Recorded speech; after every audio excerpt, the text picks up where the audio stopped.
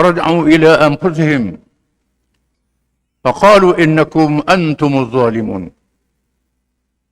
ثم نكسوا على رؤوسهم لقد علمت ما هؤلاء ينطقون قال أتعبدون من دون الله ما لا ينفعكم شيء ولا يضركم أف لكم ولم تعبدون من دون الله أفلا تعقلون قالوا حرقوه وانصروا آلهتكم إن كنتم فاعلين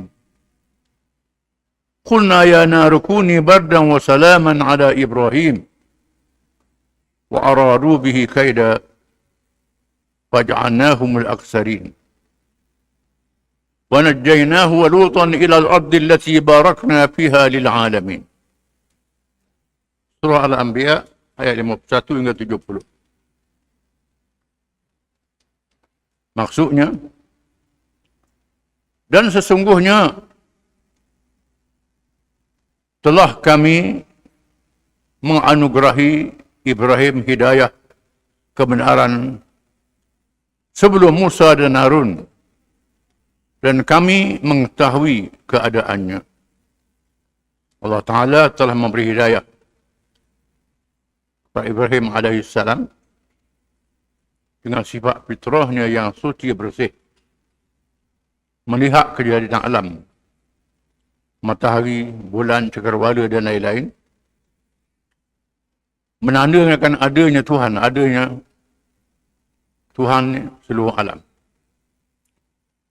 Dan Tuhan itu satu saja. Ibrahim diberi hidayah secara fitrah yang bersih oleh Allah Ta'ala. Kemudian diikuti dengan wahyu, petunjuk daripada Allah secara langsung.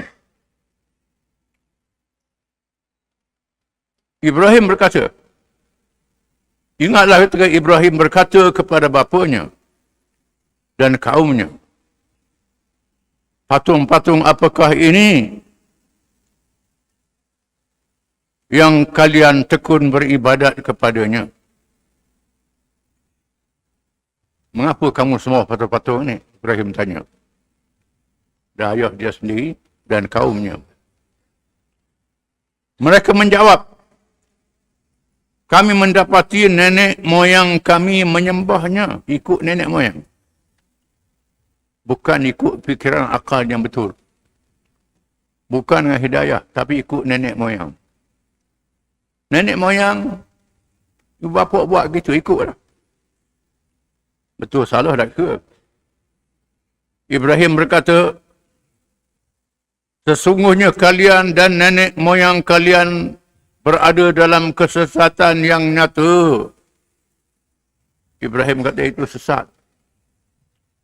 Tak betul, sembah patung berhala ni, lantik patung berhala jadi Tuhan, itu sesat.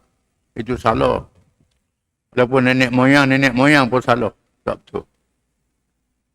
Mereka menjawab, apakah kamu datang kepada kami dengan sungguh-sungguh, atau kamu termasuk orang-orang yang bermain-main? Cakap sungguh ke main-main? Mereka tanya Ibrahim. Cakap gora ke, main-main ke, atau sungguh? Ibrahim berkata, sebenarnya Tuhan kalian ialah Tuhan langit dan bumi, yang telah menciptakannya. Dan aku termasuk orang-orang yang bersaksi atas yang demikian itu. Tuhan yang sebenar, ya Tuhan yang menjadikan langit dan bumi dan segala isinya. Dan aku bersyahadah, kerana saksi bahawa tidak ada Tuhan yang sebenar melainkan Dia saja. Demi Allah, sesungguhnya aku akan melakukan suatu rancangan terhadap berhala-berhala kalian sesudah kalian pergi meninggalkannya. Kebetulan hari raya, mereka pergi sembah berhala. Ibrahim kata, jaga, aku akan buat sesuatu. Lepas kamu sembah berhala, nak buat sesuatu. Maka Ibrahim menghancurkan berhala-berhala itu, kecuali berhala yang besar, induk, daripada patung-patung yang lain, agar mereka kembali untuk bertanya kepadanya. Baik saja mereka tinggal rumah berhala Ibrahim, tu hancurkan berhala-berhala itu. Ibrahim tinggal hak besar sekali. Dia letak penuku hak dia pukul tu paling yang besar. Mereka berkata, siapakah yang melakukan perbuatan ini terhadap Tuhan-Tuhan kami? Sesungguhnya dia termasuk orang-orang yang zalim. Siapa yang berkacau Tuhan-Tuhan ni? Ini kerja orang zalim, orang jahat. Ini kerja orang yang jahat, yang zalim. Mereka berkata, kami dengar ada seorang pemuda yang mencela berhala-berhala ini, yang bernama Ibrahim. Tak ada orang lain dah. Orang cela berhala ni, seorang pemuda nama dia Ibrahim. Mesti dia lah, tak ada orang lain. Mereka berkata, kalau demikian, bawalah dia dengan cara yang dapat dilihat orang ramai, agar mereka menyaksikan. Tangkap dia, bawa dia, dan tunjuk tengah orang ramai, biar orang ramai dapat menyaksikan. Ini juga peluang Ibrahim untuk berdakwah pada orang ramai. Dah maliklah sampai ke orang. Dia nak malukan Ibrahim, tengah orang ramai, bagi orang ramai, bawa Ibrahim. Mereka bertanya, adakah kamu yang melakukan perbuatan ini terhadap Tuhan-Tuhan kami, wahai Ibrahim? Mereka soal Ibrahim, adakah kamu yang pecah berhala ni? Pecah Tuhan-Tuhan kami ni? Ibrahim menjawab, sebenarnya patung yang besar itulah yang melakukannya. Maka tanyalah kepada berhala itu jika mereka dapat berbicara. Apa besar buat? Berhala hak pikul tukur tu. Yang buat. Tanya. Betul tak dia buat? Maka mereka telah kembali kepada kesedaran, lalu berkata, sesungguhnya kalian semua ialah orang-orang yang menganiaya diri sendiri. Mikir. Betul juga ni. Berhala tak boleh cakap. Tak boleh berkata-kata. Mikir. Kemudian, kepala mereka tertunduk, lalu berkata, sesungguhnya kamu, wahai Ibrahim, telah mengetahui bahawa berhala-berhala itu tidak dapat berbicara, tak boleh bercakap. Mengapa suruh tanya berhala? Berhala itu tak boleh bercakap. Tak boleh bercakap. Ibrahim berkata, maka mengapakah kalian menyembah selain Allah sesuatu yang tidak dapat memberikan manfaat sedikit pun dan tidak pula memberikan mudarat kepada kalian? Mengapa sembah benda macam ni? Hujah pada Ibrahim, hujah yang nyata, yang terang, yang dapat dilihat. Kalau tak boleh bercakap, tak ada faedah apa. Mengapa kamu sembah? Ini benda yang tak ada faedah langsung, tak ada manfaat, tak boleh memudarat. Batu. Bukan layak jadi Tuhan. Mengapa dia sembah? Celakalah kalian dan apa yang kalian sembah selain Allah, maka apakah kalian tidak memahami? Bila lantik Tuhan lain pada Allah, celaka, binasalah. Adakah tak faham lagi? Ibrahim tanya. Tak faham? Mereka berkata, bakarlah dia dan bantulah Tuhan-Tuhan kalian jika kalian benar-benar hendak bertindak. Setelah mereka tak boleh jawab, mereka melakukan hukuman membakar Ibrahim AS. Hukumnya bakar dalam api dengan perintah Raja Namrud. Dipunggah kayu api sebanyak-banyaknya, letak sepak, dinyalakan api. Mengikut riwayatnya, oleh kerana api terlalu besar, tak boleh nak pergi dekat. Tak boleh nak pergi dekat. Ini diserang oleh hadis. Tak boleh nak pergi dekat. Lalu mereka gunakan minjanit. Minjanit ni ialah bidah. Iaitulah sejenis senjata zaman dulu untuk melontar batu yang besar bagi meruntuhkan kota. Guna minjanit untuk capak Ibrahim dengan bidah. ke dalam api. Kami berfirman, wahai api, menjadi dinginlah, sejuklah, dan menjadi keselamatan bagi Ibrahim. Lalu Allah mengurniakan mukjizat pada Ibrahim AS. Allah Ta'ala perintah api jangan bakar Ibrahim. Api adalah hamba Allah, tentera Allah. Tak hangus Ibrahim AS. Diriwayatkan dalam hadis, bila Ibrahim campur dalam api, mari malaikat menawarkan pertolongan pada Ibrahim AS.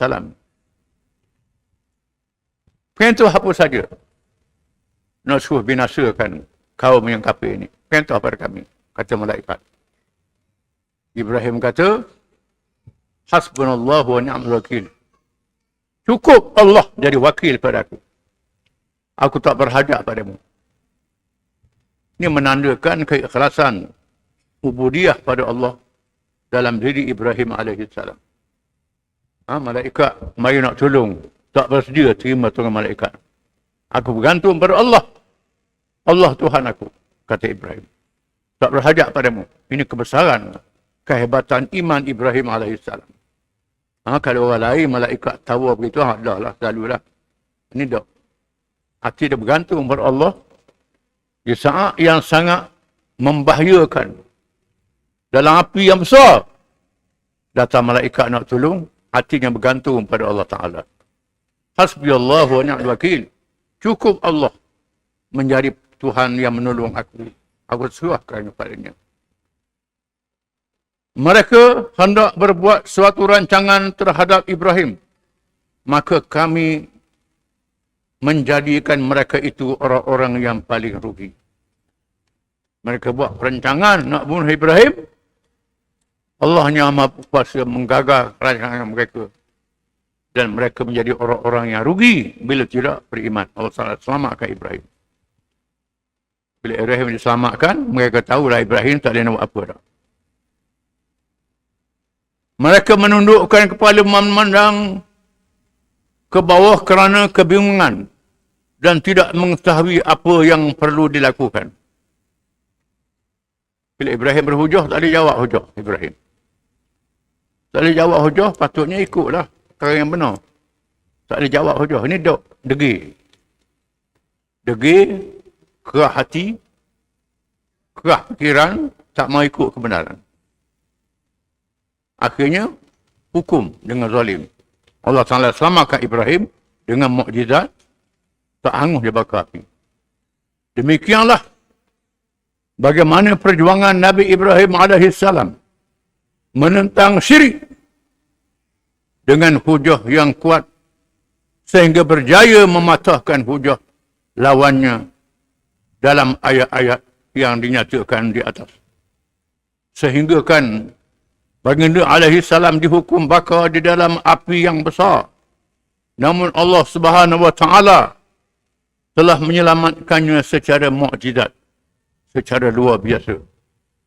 Mukjizat perkara yang luar biasa daripada adat, daripada perkara yang biasa berlaku, dikurniakan oleh Allah kepada nabi-nabi menjadi tanda kenabian dan kerasulannya. Itu mukjizat. Benda yang pelik sihir tak boleh buat. Akal manusia tak boleh capai. Allah Ta'ala beri pada orang yang jadi nabi. Dalam kisah yang lain, Nabi Ibrahim AS berhujah secara khusus dengan Raja Namrud yang sombong dan zalim. Hal ini disebut oleh firman Allah SWT. Dalam ayat lain, antara cerita pula Ibrahim berhujah dengan Raja Namrud sendiri. Namrud ialah raja besar yang memerintah kerajaan Babylon ataupun Babilion. Kuasa besar dunia yang tunggal di zaman itu. Firman Allah Subhanahu wa Ta'ala, Alam tara ila alladhi hajja Ibrahim fi rabbih an atahu Allahul mulka id qala Ibrahim rabbi alladhi yuhyi wa yumit qala ana uhyi wa umit qala Ibrahim fa inna Allah ya'ti bisyamsi minal mashriq fa'ti biha minal maghrib fabuhita alladhi kafar wallahu la yahdi al-qawma adh-dhalimin. Surah Al-Baqarah ayat 258. cerita dalam masa yang lain pula. Tadi Ibrahim berhujah dengan ayah dia dan orang ramah. Ini Ibrahim berhujah dengan raja sendiri, Raja Namrud. Tidakkah kamu pelik memikirkan, wahai Muhammad sallallahu alaihi wasallam, tentang orang yang berhujah membantah Nabi Ibrahim alaihi salam dengan sombongnya mengenai Tuhannya, kerana Allah memberi orang itu kuasa pemerintahan. Mata-mata dia raja besar, raja merintah dunia, tunjukkan kesombongan dia ke depan Nabi Ibrahim AS yang mengajak beriman pada Allah. Ketika Nabi Ibrahim berkata, Tuhanku ialah Tuhan yang menghidupkan dan Tuhan yang mematikan. Tuhan aku tak ada Tuhan melainkan Allah, yang maha berkuasa boleh menghidup dan boleh mematikan. Lalu dia menjawab, Raja Namrud menjawab, aku juga boleh menghidupkan dan mematikan. Aku juga boleh buat. Boleh menghidup dan boleh mematikan. Dia bawa dua orang yang jatuhkan hukuman bunuh. Dua orang ni dia jatuhkan hukuman bunuh. Lalu yang seorang disuruh bunuh, yang seorang dia bebaskan. Aku juga ada kuasa. Boleh menghidup dan boleh mematikan. Macam Tuhanmu juga. Nabi Ibrahim berkata lagi, sesungguhnya Allah menerbitkan matahari dari arah timur, oleh itu terbitkanlah ia dari arah barat. Tuhan aku boleh menaikkan matahari di sebelah timur. Sebelah timur, matahari naik. Ini kuasa Tuhan aku. Sila mengubah. Matahari naik, belah ni pula, belah barat. Kalau mu ada kuasa. Ibrahim berhujah dengan dia. Maka tercenganglah orang yang kafir itu. Lalu diam membisu. Dan ingatlah, Allah tidak akan memberikan petunjuk kepada kaum yang zalim. Menyebabkan Namrud tak boleh jawab. Clue. Begitulah Allah Ta'ala memberi hujah kepada orang yang beriman bila melawan musuh-musuh Islam. Allah Ta'ala jadikan begitu. Allah Ta'ala beri para Nabi-Nabi boleh berhujah dengan lawan-lawan dia. Zaman ini juga Allah Ta'ala beri kekuatan kepada mereka yang berjuang Islam. Yang mempertahankan Islam boleh berhujah dengan orang kafir, berdebat. Allah Ta'ala boleh kalahkan orang kafir dengan diberi hujah kepada mereka yang berjuang menegakkan Islam. Hujah ni bukan ada dalam buku, bukan ada dalam kitab. Tuhan bagi spontan, saya boleh jawab. Boleh jawab hujah-hujah. Ini karunia Allah. Itu ilmu laduni ni. Ilmu laduni ni lah. Bukan ilmu laduni ni duduk cokok tunggu mari wahid. Bukan begitu. Ratik banyak-banyak tunggu ilmu laduni. Bukan begitu. Ilmu laduni Tuhan beri pada mereka yang berjuang untuk menegakkan Islam. Untuk lawan musuh-musuh Islam. Berhujah. Ini ilmu laduni. Ilmu yang tak ada dalam kitab. Yang tak ada dalam buku. Yang tak ditulis. Boleh dikeluarkan dengan hidayah daripada Allah Ta'ala. Ini boleh berhujah. Itu laduni ini. Ilmu di sisi Allah. Diberi pada siapa yang dikehendaki untuk menegakkan agamanya. Bukan laduni ini, tunggu mari. Duduk saja. Duduk rumah je. Ratik-ratik betul. Tunggu mari ilmu laduni.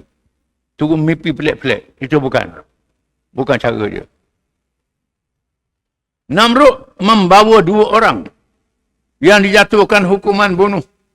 Salah seorang daripadanya dibebaskan dan seorang lagi dibunuh.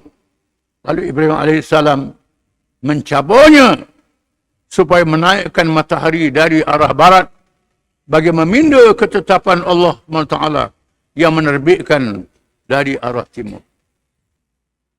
Itu Namrud tadi jawab. Tak ada jawab, Namrud menjadi zalim dan kupu disebabkan oleh kebongkokan dan lama tempoh masa memegang kerajaan. Menurut suatu pendapat, Namrud menduduki takhta pemerintahan selama 400 tahun. Jadi raja selama 400 tahun, umur dia panjang. Sebab itu dia sombong, terkabur.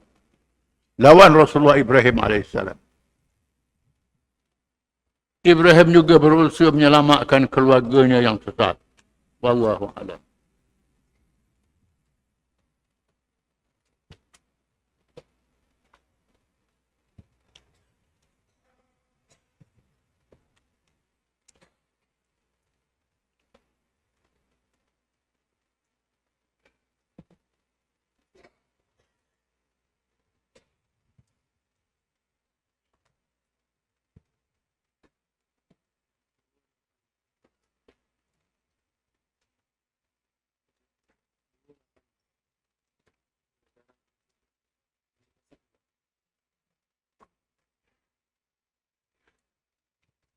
Bismillahirrahmanirrahim. Pengajaran daripada pembebasan Iraq. Apa pengajaran iktibar yang boleh kita ambil daripada Fathul Iraq, pembebasan Iraq? Kita kena faham bahawa orang Islam masuk ke negeri disebut pembebasan ataupun al-futuhat, bukannya penjajahan. Kalau orang kafir datang menjajah, beza menjajah dengan pembebasan. Menjajah ni mari takluk negeri orang, lepas tu perhambakan rakyat, gunakan rakyat, ambil hasil negeri, buat balik. Tinggal sikit je macam penjajah Inggeris, Belanda dan sebagainya datang menjajah negeri orang. Ikat rakyat, jual jadi hamba abdi. Ambil hasil bumi. Kau rakyat kerja, ambil hasil dia banyak-banyak. Kumpul kekayaan rakyat dalam keadaan miskin. Islam tidak. Islam datang ke negeri orang, bebaskan daripada kezaliman yang berlaku. Nak masuk Islam, tak dipaksa. Sila masuk Islam. Tak mau masuk Islam, tak dipaksa. Tapi biar Islam memerintah. Lalu Islam memerintah dengan adil, dengan baik. Tidak memperhambakan rakyat kecuali tawanan-tawanan perang. Tawanan perang diperhambakan kerana orang kafir memperhambakan tawanan orang Islam. Itu al-mu'amalah bil-misli. Walaupun kita memperhambakan tawanan, Islam mewajibkan tidak boleh menyeksa tawanan. Dan mesti melayan hamba yang ditawan itu macam melayan anak isteri. Melayan keluarga. Diberi nafkah yang cukup. Kemudian Islam menggalakkan dibebaskan hamba-hamba itu. Bila hamba-hamba itu masuk Islam ataupun tidak, dibebaskan. Di antaranya kesalahan-kesalahan yang berlaku dalam jenayah Islam, hukumannya membebaskan hamba. Termasuklah kesalahan melanggar sumpah, hukumannya membebaskan hamba. Banyak hukumannya membebaskan hamba. Itu dalam Islam. Walaupun ada hamba, digalakkan pembebasan. Membebaskan hamba, pahalanya sangat besar di sisi Allah Ta'ala. Menyebabkan banyak bekas-bekas hamba ni masuk Islam. Jadi orang alim, jadi pemimpin, jadi khalifah, jadi raja. Jadi ahli-ahli ilmu dalam Islam. Beza dengan penjajahan orang kafir. Islam menakluk Iraq. Iraq ialah sebahagian daripada kawasan takluk Empire Parsi yang menjadi salah satu kuasa besar dunia. Bumi Iraq ialah sebuah wilayah yang luas dan mengandungi jajahan takluk yang besar. Maka kejayaan menguasai Iraq akan membawa kepada satu perubahan yang besar dalam perkembangan dakwah politik, ekonomi dan sosial. Iraq di bawah jajahan takluk kuasa besar dunia Parsi. Masa itu ada dua kuasa besar dunia, di timur Parsi dan di barat Rom. Rom Timur, Byzantine. Dua kuasa besar dunia yang menakluk wilayah-wilayah. Iraq ni ialah wilayah jajahan takluk Parsi. Wilayah yang luas. Penduduknya ramai. Menganut berbagai-bagai agama. Ada macam kaum Arab pun ada, Parsi pun ada, macam-macam kaum. Ada yang menganut Yahudi, Kristian, Majusi, Zarathustra, macam-macam agama penduduk Iraq ni. Hasil bumi dia banyak, khususnya hasil pertanian dan ternakan. Ada dua sungai, Furat dan Dijlah di Iraq ni. Banyak hasil bumi. Sama itu pertanian lah. Antara perkara besar yang perlu diambil pengajaran ialah yang pertama, pelaksanaan risalah dakwah Islam. yang sempurna dan menyeluruh serta bersifat antara bangsa dan sejagat. Bukan sahaja untuk bangsa Arab dan hanya untuk zaman Rasulullah SAW sahaja. Pembukaan Iraq ialah kesinambungan daripada surah Rasulullah SAW yang dihantar kepada Kisra Raja Parsi, mengajak kerajaan bersama rakyatnya memeluk Islam kerana ia merupakan dengan perintah wajib Allah Tuhan semesta alam. Perang itu bukan sahaja mengislamkan manusia, tetapi mengislamkan kerajaan dan seluruh sistemnya, supaya ditegakkan Islam yang bersifat adil kepada semua. Bila Iraq ditakluk penduduk berbagai bangsa, ini mengembangkan lagi dakwah Islam. Dakwah Nabi Muhammad SAW yang diutuskan kepada seluruh manusia. Bukan untuk orang Arab saja, untuk seluruh manusia. Seluruh dunia. Bukan untuk negeri Arab saja, seluruh dunia. Bila Iraq ditakluk, maka Iraq ni berbagai bangsa ada di situ, macam agama. Dengan sendiri mengajak penduduk berbagai agama dan bangsa masuk Islam. Nabi sendiri pernah hantar surat pada Raja Parsi.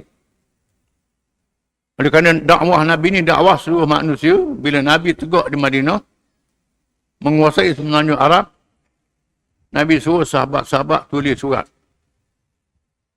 Hantar pada raja-raja dunia. Raja Rom, Raja Parsi. Antaranya Raja Parsi. Nabi suruh sahabat dia bawa surat. Ajak Raja Parsi masuk Islam. Kalau masuk Islam, kamu selamat. Ataupun kamu berdamai dengan Islam. Jangan bermusuh. Kerana risalah Nabi Muhammad untuk seluruh manusia, termasuk orang Parsi. Diriwayatkan, bila terima surat Nabi, Raja Parsi menunjukkan kesombongannya. Lalu dia siek surat. Dia siek surat. Dan menghina utusan Nabi SAW. Mengikut adat di masa itu, tak boleh hina utusan daripada negara luar. Duta yang dihantar tak boleh dihina. Ini adat antara bangsa di masa itu. Dan diamalkan sehingga hari ini. Tak boleh kacau. Tapi Raja Parsi ini tunjuk sombong dia. Siap surat Nabi. Bila diberitahu pada Nabi, Nabi kata, yumazzaqu kulla mamazzaq. Kerajaan dia akan dikoyokkan. Dikoyokkan zaman Abu Bakar. Zaman Umar bin Khattab, jatuh kerajaan dia. Betul sebagaimana Nabi bersabda. Yang pertama ialah Islam dibawa kepada bangsa-bangsa yang lain. Dan menunjukkan Islam adil kepada semua. Menukar sistem pemerintahan. Di antaranya zaman itu zaman feodal. Zaman feodal ni, petani-petani tidak boleh milik tanah. Tukang kerja, tukang tanah dia. Tukang tanah ikutlah. Petani tu bayar banyak mana. Orang yang kerja tanah ni jadi hamba kepada orang kaya, tuan-tuan tanah. Bila Islam memerintah, Islam menghapuskan milik tanah untuk kaum tertentu sahaja. Dibenarkan petani-petani ini milik tanah. Kemudian orang Islam dikenakan zakat pertanian. Orang bukan Islam dikenakan cukai pertanian, dinamakan kharaj. Orang Islam bayar zakat, orang kafir bayar cukai. Itu cara dia. Bila ni dah orang Islam, zakat pun kena bayar, cukai pun bayar. Dua-duanya kau mahu zakat. Orang kafir bayar cukai saja. Ini orang putih saja. Orang putih saja. Bila Islam merintah, orang Islam kena zakat, orang bukan Islam kena cukai. Kecuali zakat tak cukup, baru diadakan cukai, ditambah. Kalau ada zakat, tak boleh. Orang Islam bayar zakat, orang bukan Islam bayar cukai. Itu cara je, kharaj. Kharaj ni ada kharaj wazifah, kharaj muqasamah. Kharaj wazifah ialah Cukai ditentukan mengikut jenis tanah. Tanah perumahan, tanah pertanian, tanah ni, ditentukan cukainya. Muqasamah ialah membagi hasil pertanian. Hasil pertanian, dia bagi ambil berapa peratus. 5% ke 10% daripada hasil pertanian. Sebahagian besarnya boleh pada petani. Itu bila Islam memerintah. Menyebabkan orang bukan Islam masuk Islam. Kerana Islam ni adil. Baik. Dua, Islam tidak memaksa penganut agama lain untuk menganut Islam.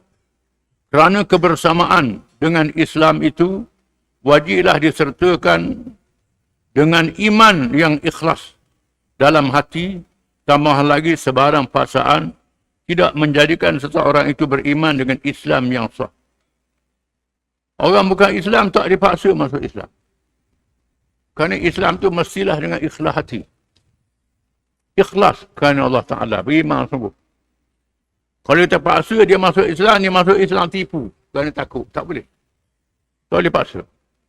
Biar redha hati dia masuk Islam. Bukan masuk Islam munafik. Islam sungguh ikhlas. Tak paksa. Maka dibenarkan orang lain itu menganut agama yang dipilih. Serta bebas melakukan amalan masing-masing. Walaupun agama Majusi itu melakukan perkara yang bersifat syirik besar.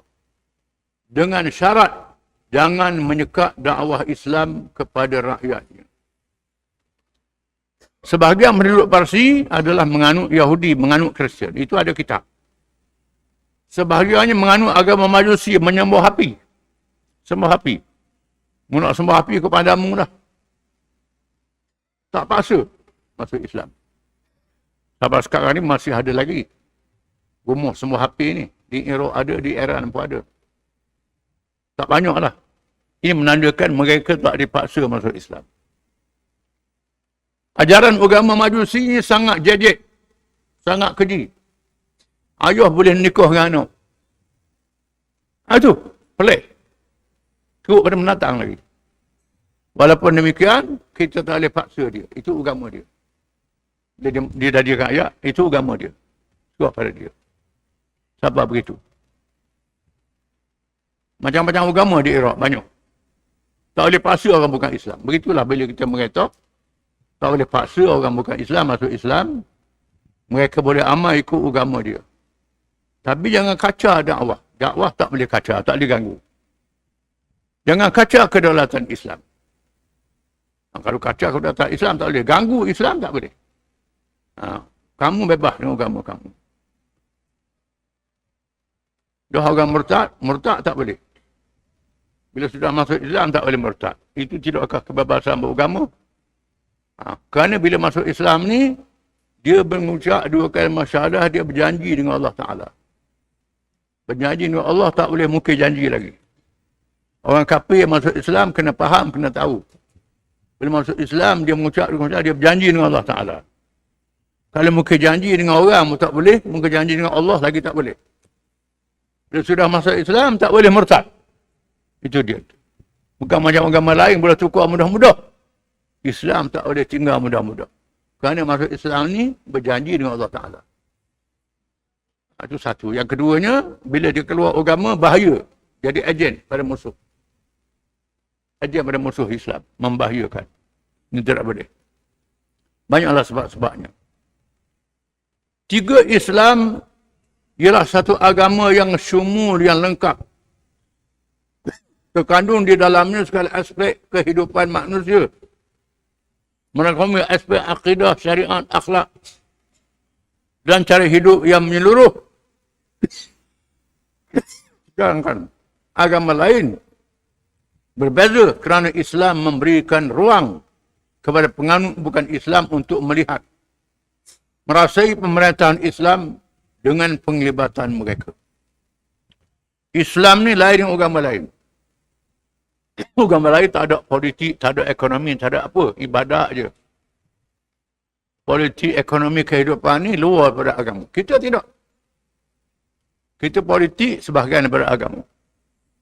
Ekonomi sebahagian daripada agama. Seluruh cara hidup sebahagian daripada agama. Ini Islam. Ini Islam. Orang duk kata politik kotor itu ajaran orang kafir, bukan ajaran orang Islam. Ajaran orang kafir.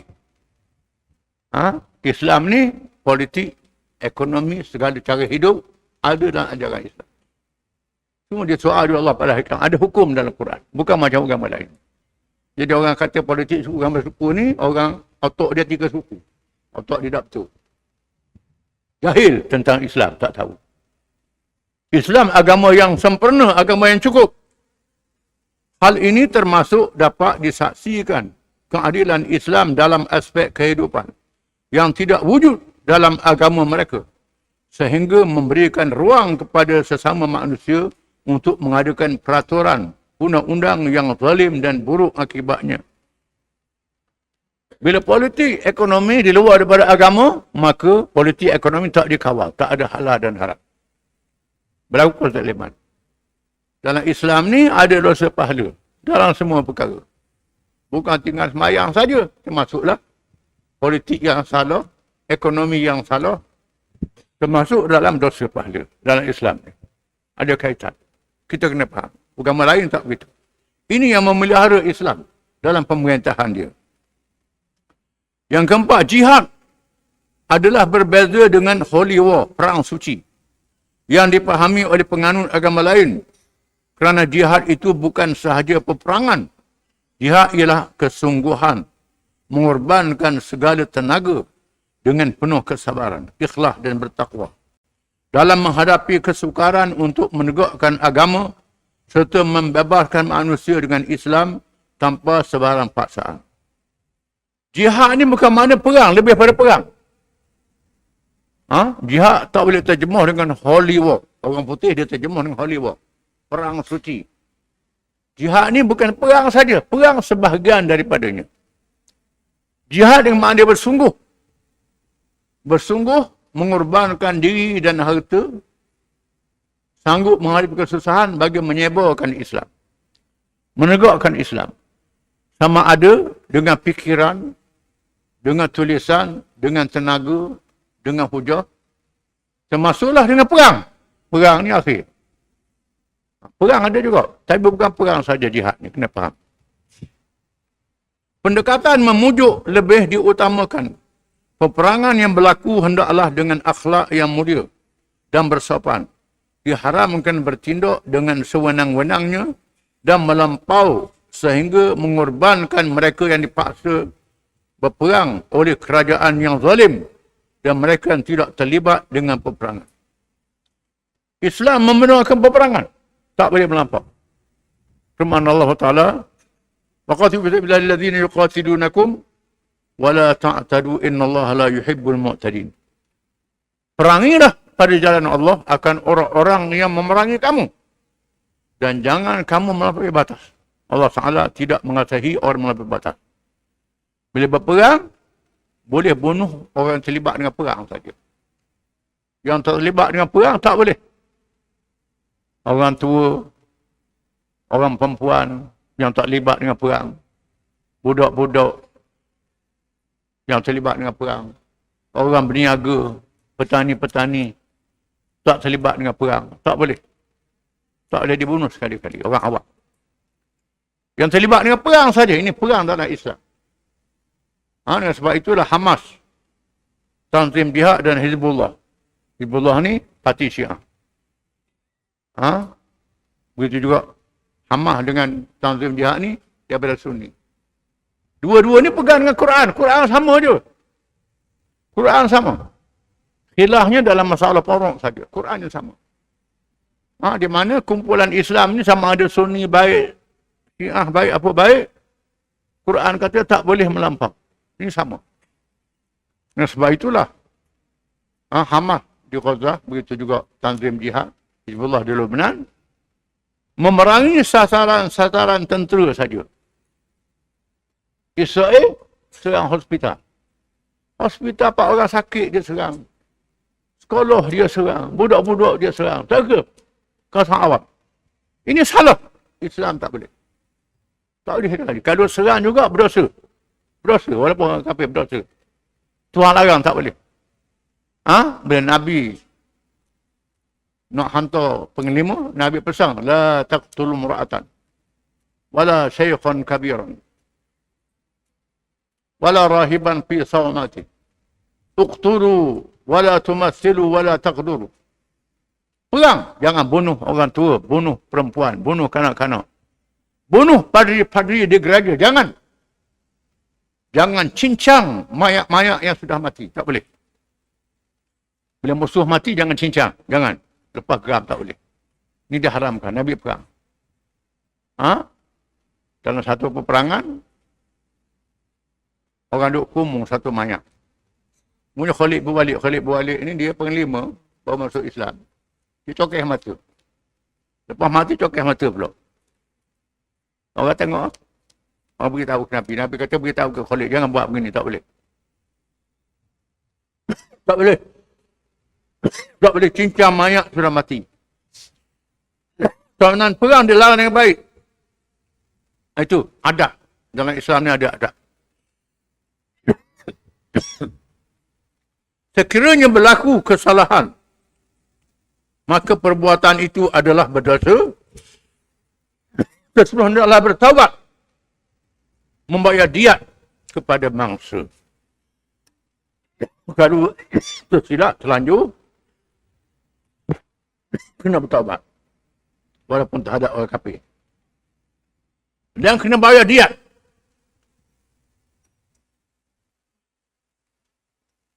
Diat ni pampasan. Ganti rugi. Bila Khalid berbalik, dia suruh perang Bani Juzaimah, dia bunuh tawanan. Rosok bakar. Lalu Allah bin Umar mengadu ke Nabi. Nabi panggil Khalid. Jangan buat begini. Allah yaqulu ilaka mimma sana'a Khalid. Ya Allah, itu aku berlepas diri apa yang Khalid buat ni. Ini salah. Habis itu saya Nadia pergi kampung Bani Juzaimah, bayar dia, bayar ganti rugi. Bayar barang-barang yang rosak. Termasuklah bekah air minum anjing, bayar juga.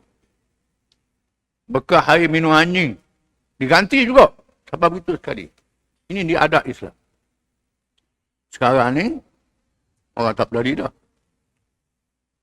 Di mana Amerika tembok, kapal terbang negara lain jatuh. Begitu saja je. Tak boleh dipenjarakan dengan dia kuasa besar. Dia bunuh orang negeri ni. Ikut suka dia. Tak boleh bertindak. Kerana dia mengatasi undang-undang. Kuasa besar dunia. Mana boleh? Islam tak boleh macam tu. Ini sebab dia takut kalau Islam ni naik. Kalau Islam ni naik, Islam ni adil. Menyebabkan orang masuk Islam. Dia ni jahat. Dia tahu dia jahat. Islam ni baik. Dia tahu. Bukan dia tak tahu. Sebab tu takut Islam ni mengetah. Tak dia mengetah Islam ni. Kalau mengetah, Islam tunjuk baik. Orang masuk Islam. Ini. Macam di Ghazah tu, dia sanggup lah. Damai di Ghazah tu. Tapi yang mengetahnya bukan Islam. Mengetah cara doa Islam. Jangan Hamas mengetah. Kalau Hamas mengetah cara Islam. Tak boleh. Di Bosnia, dia beri merdeka Bosnia. Tapi syaratnya jangan mengetah Islam. Bosnia. Orang Bosnia terimalah dulu. Dah apa dah nak merdeka dulu. Nak laksana Islam tu kemudian kira. Kita kira kemudian. Ini. Takut kalau Islam ni mengetah. Jihad berbeza dengan perjuangan nasionalisme kebangsaan Arab.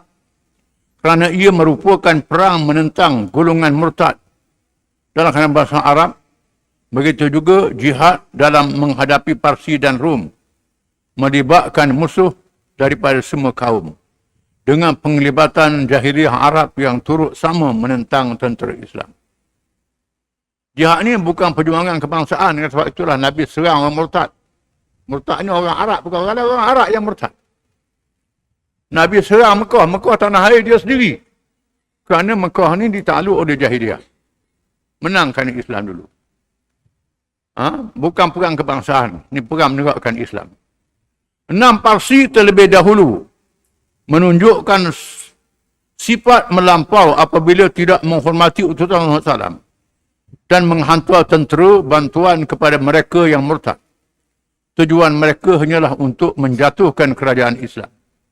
Selepas itu, mereka mengumpulkan bala tentera secara terbuka bagi memerangi Islam. Parsi ni bukan saja ini utusan Rasulullah, utusan Rasulullah. Dia tolong orang Arab murtad untuk lawan keadaan Islam. Dia kumpul bala tentera untuk lawan Islam. Maka Islam terpaksalah menyerang dia. 7 penduduk Iraq dan sekitarnya dalam kalangan kelas bawahan, petani dan orang-orang miskin yang tertindas lebih merelai kedatangan tentera Islam. Dan mereka membantu kedatangan para tentera itu. Orang Iraq ni ditindas. Dengan sebab itu Islam boleh masuk dengan mudah. Dia tak tolong Parsi. Banyak rakyat dia tolong tentera Islam masuk. Keadilan Islam untuk semua terbukti apabila mereka diberikan pemilikan tanah dan hak bekerja dengan bebas. Kerelaan mereka yang menganut Islam untuk membayar zakat, jizyah dan kharat secara iman.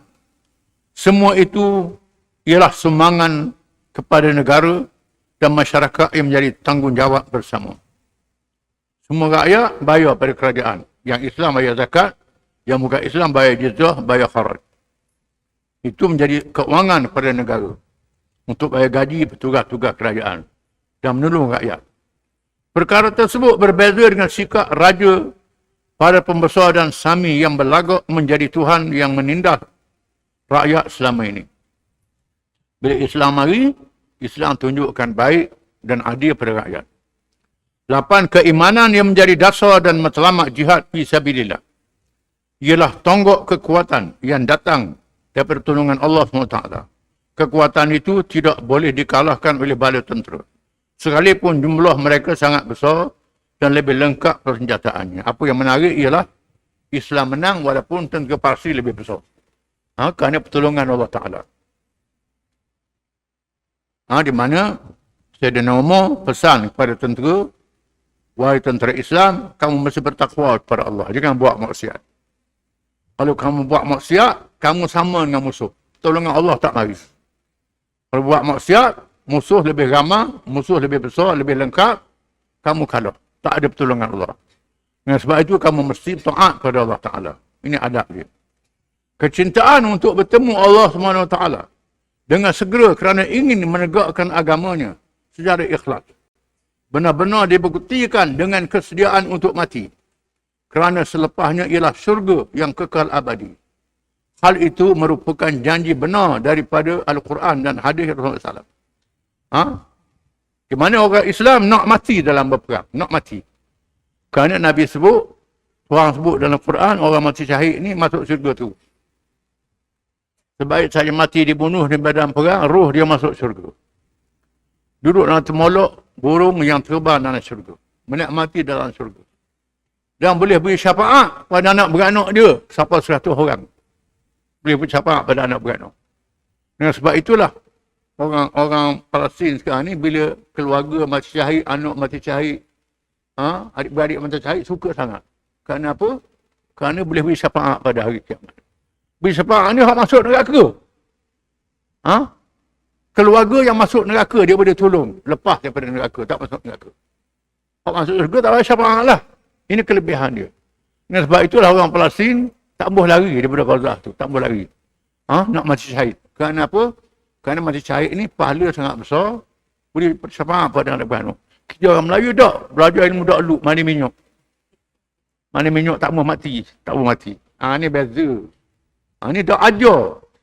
Tok guru, ustaz dah ajar benda-benda macam ni. Kerana apa? Orang putih. Orang putih dah biar ajar benda ni. Tu yang lawan orang putih tu suruh kalau bila tengok mati seorang dua, suruh diri lagi. Tak buat ni. Kerana apa? Kerana lu mati.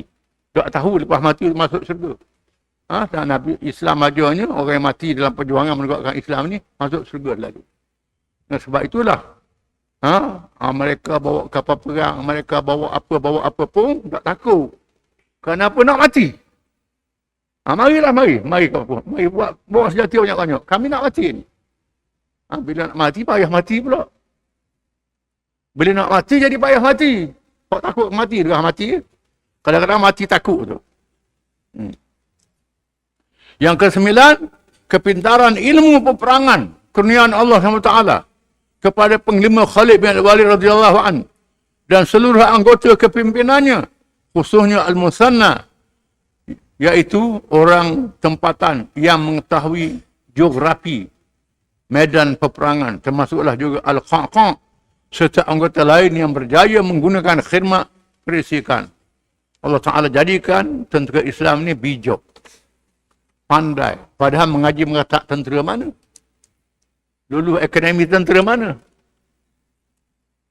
Boleh berperang dengan bijak menghadapi kerajaan bertamadun. Ini kehebatan tentera Islam yang Tuhan beri. Ilmu diberi oleh Allah Ta'ala.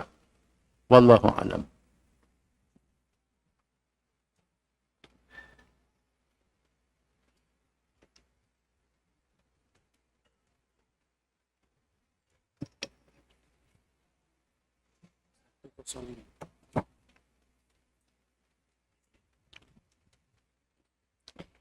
أعوذ بالله من الشيطان الرجيم. إنا أنزلنا إليك الكتاب بالحق لتحكم بين الناس بما أراك الله ولا تكن للخائنين خصيما واستغفر الله إن الله كان غفورا رحيما ولا تجادل عن الذين يختانون أنفسهم إن الله لا يحب من كان خوانا أثيما يستخفون من الناس ولا يستخفون من الله وهو معهم إذ يبيتون ما لا يرضى من القول وكان الله بما يعملون محيطا ها أنتم هؤلاء جادلتم عنهم في الحياة الدنيا فمن يجادل الله عنهم يوم القيامة أم من يكون عليهم وكيلا.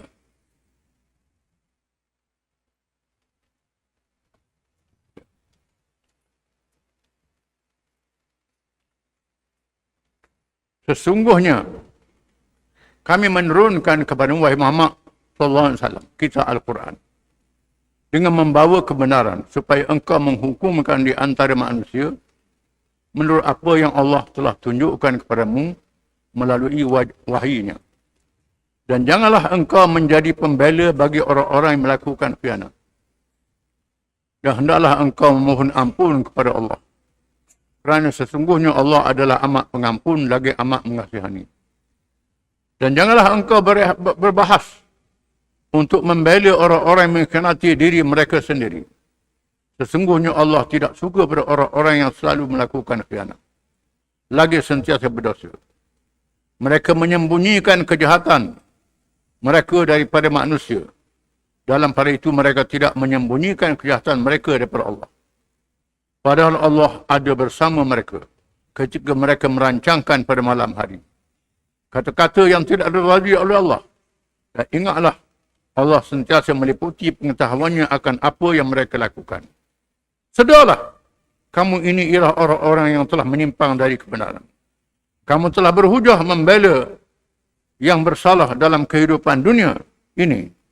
Maka siapakah yang akan berhujah dengan Allah untuk membela mereka itu pada hari kiamat kelak? Atau siapakah yang akan menjadi pelindung mereka dari azab seksa yang disediakan oleh Allah? Dan sesiapa yang melakukan kejahatan untuk menganiaya dirinya sendiri dengan melakukan maksiat, kemudian ia memohon ampun kepada Allah, nescaya ia akan dapati Allah amat pengampun lagi amat mengasihani.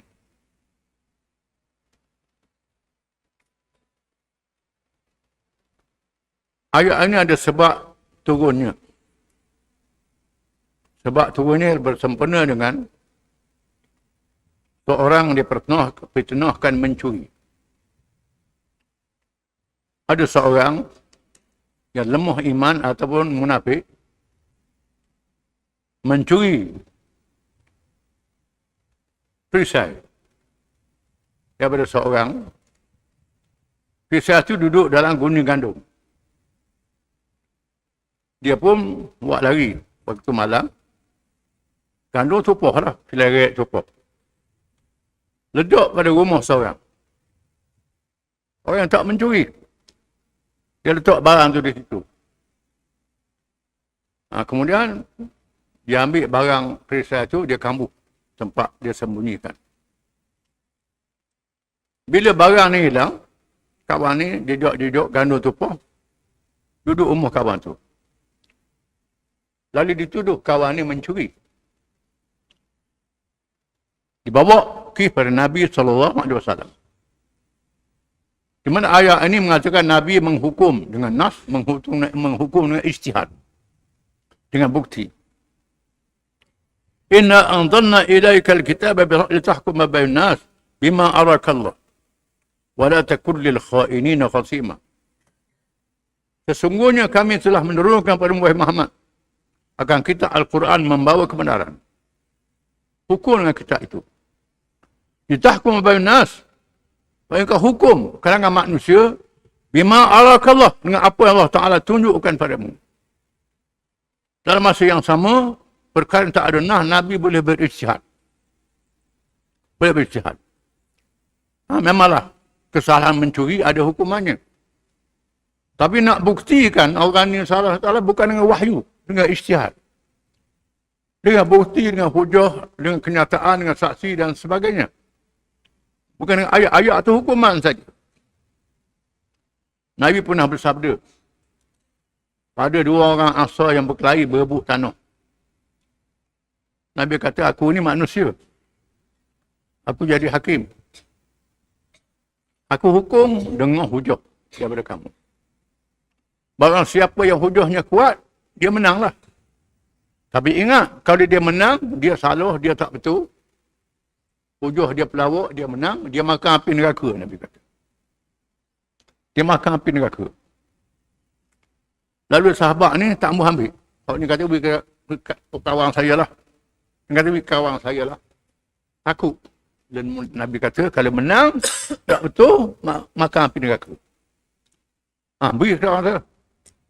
Nabi kata, bukan begitu. Aku sebutnya, hujah sungguh-sungguh lah. Lalu Nabi suruh suluh damaikan dua orang. Sahabat, damaikan. Setuju bagi redha-meredha antara satu sama lain. Ini satu kes. Dalam kes ni, bila ada bukti, gandung tumpah. Ada rumah kawan tu. Kawan tu orang baik. Tak nasabah dia curi. Lalu anak beranak dia mempertahankan. Yang dipetnah. Mempertahankan. Nabi hampir nak menjatuhkan hukuman kerana bukti gandung tadi. Kawan ni tak buat salah. Allah Ta'ala menurunkan wahyu pada Nabi SAW. Wahyu menerangkan ada berlaku benda yang tak molek. Lalu Nabi pun bertindaklah. Cari mereka yang benar-benar mencuri. Mereka dapat bukti lah. Diriwayatkan yang mencuri ni lari. Murtad. Lari ke Mekah. Mekah tu belum buka lagi. Lari, pernah lari tempat lain pula murtad. Keluar daripada Islam. Allah Ta'ala selamatkan pada fitnah ini dengan petunjuk daripada Allah Ta'ala. Wala takun lil kha'inina khasima. Wahai Muhammad, mu jangan jadi pembela pada orang yang khianat, orang yang munafik ini, yang memfitnahkan orang. Jangan jadi pembela. Allah Ta'ala selamatkan keadaan. Ayat ini menunjukkan bahawa Nabi boleh menghukum dengan wahyu, menghukum dengan ijtihad, dengan akal. Melihat bukti-bukti. Begitulah seorang hakim bila membicarakan kes, dia dengar hujah-hujah dua belah pihak. Mana hujah yang lebih kuat? Keterangan yang lebih kuat, saksi yang lebih kuat.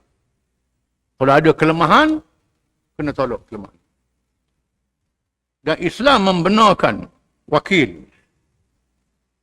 Wakil, kerana ada kalangan orang ni yang tak pandai berhujah.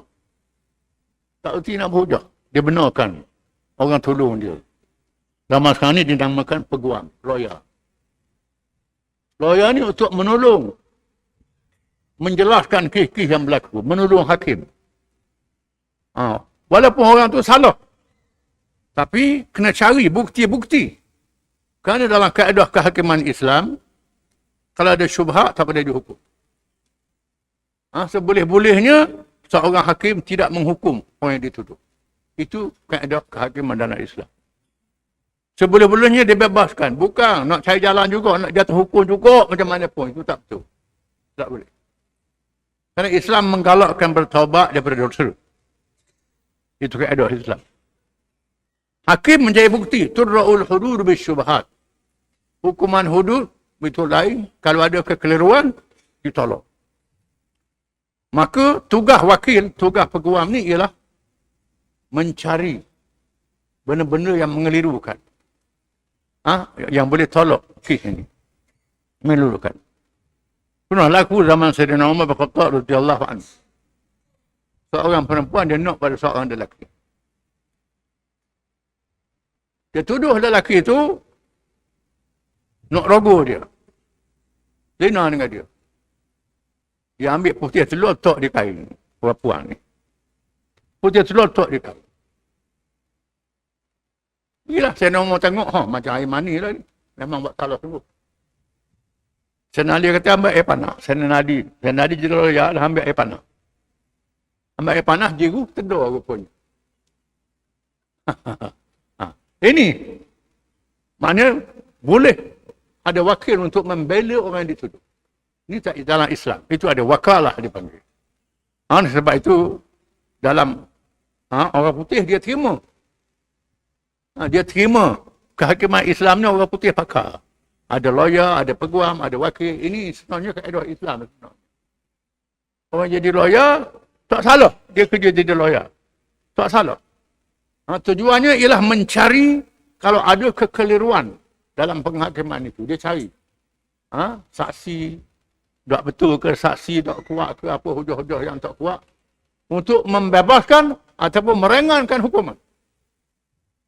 Nabi kata, kesilapan seorang hakim membebaskan orang yang dituduh lebih baik daripada menjatuhkan hukuman. Silap jatuh hukuman. Itu dalam kaedah Islam kita.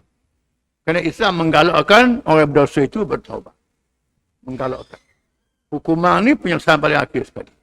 Wallahu a'lam.